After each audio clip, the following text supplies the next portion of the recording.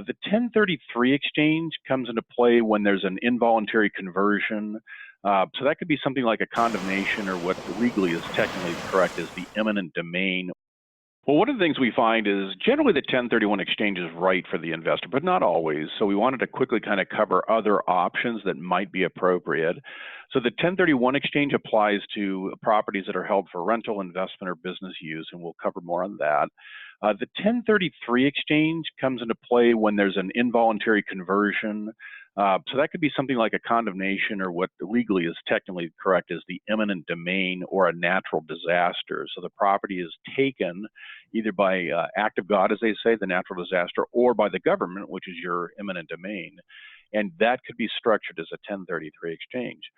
The reason I like to bring that up is a lot of times investors are negotiating with an agency of either the city, county, state, or federal government, and they don't even know they can do this. So they should ask the government to threaten them with the involuntary conversion. And all they have to do is threaten them. And if they can show that they effectively said, look, we're going to buy your property. If you fail to sell, if you fail to close, we're going to take your property through eminent domain.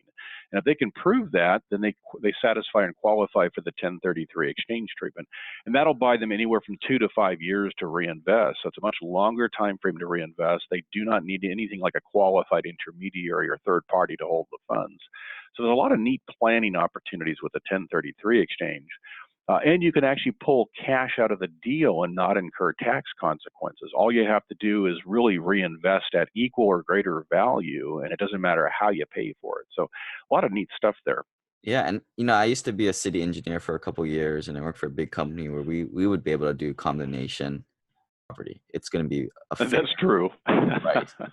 Maybe like 110%, 150%, something like that, within reason, right? Because these guys, they like their government jobs and they don't want to get fired, so they're not going to put their butt on the line.